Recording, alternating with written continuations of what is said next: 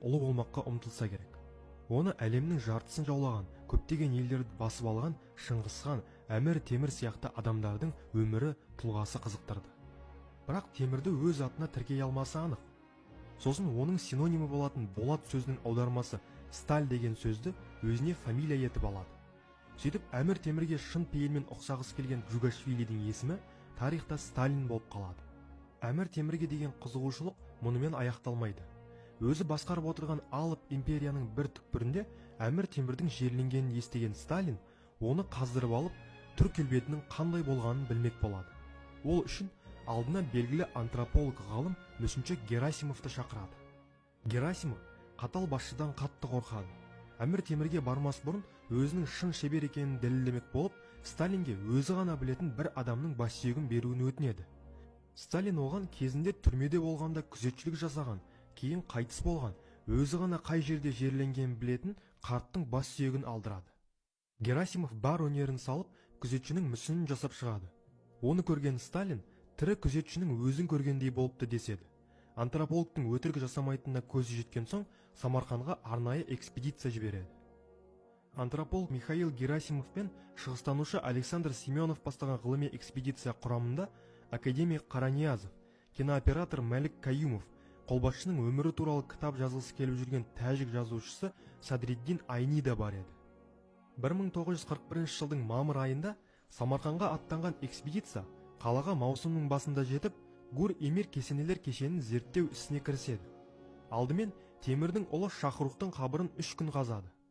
Одан кейін қолбасшының немересі, атақты астроном ғалым Ұлықбектің қабірін қазып, оның бас сүйегінің бөлек жатқанын көреді.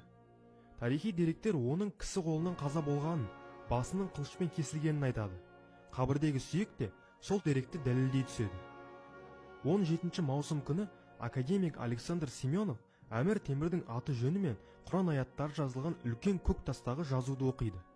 Онда араб әріптерімен «Біздің барлығымыз өлеміз, уақытымыз келгенде біз де о дүниеге кетеміз. Бізге дейінде ұлы адамдар болған және бізден кейінде болады. Егер де кім өркөкіректікке басып, өзін басқалардан биік қойса, немесе ата-баба қабірін ашып, әруақтың тыныштығын бұзса, онда оны ең сұмдық қарғыс атсын» деп жазылған еді.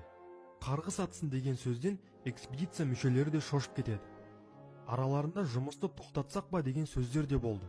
Жұмысшылардың жартысы мұсылмандықтарын айтып кетіп қалған. Өйткені ел ақсақалдары да орыстардың Әмір Темір қабірін қазғалы жатқанына наразы болатын. Ақсақалдар келіп, қарсылықтарын да білдіріп кеткен болатын. Бірақ оларды Өзбекстанның сол кездегі басшысы Юсуповтың өзі келіп, мұның тарих үшін керек екенін айтып, әрең тоқтатқан болатын. Себебі Сталиннің сөзін жерге тастау әруақтан қорқудан да қауіпті болатын. Салмағы 3,5 тонна көк тасты көтеру оңай болмады. Қабір қазушылардың істеген амалы қалмады. Ақыры тас тақтаның астына бөрене салып, сонымен домалатуға кіріседі. Кесененің қабырғаларының қирағанына да қарамайды. Ақыры тас жылжиды. Бірақ тастың астында мәйіт жоқ еді. Кесененің ішіне бір жұпар иіс тарап кетеді. Сөйтсе тағы бір тас тақта қойылған екен. Енді соны ашпақ болғанда электр жарығы сөніп қалады. Әбден әбігерге түскен жұрт үзіліс жариялап, шай ішуге далаға шығып кетеді. Камераға түсіріп жүрген өзбек кинооператоры Мәлік Каюмов шайханаға келсе, ашулы 3 ақсақал арабша кітапты парақтап отыр екен. Олар бірден Мәліктен «Сен де мына орыстармен бірге жүрсің бе?» деп сұрайды.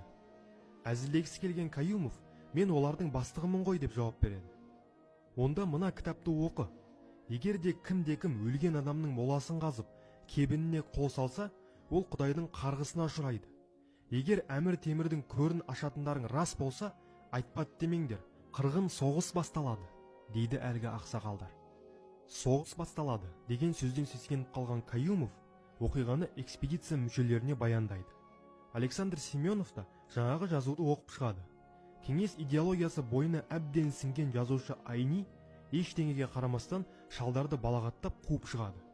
Абдырап қалған Каюмов түсіріп алмақ болып, қариялардың артынан қуа жөнелгенде таппай қайтып келеді.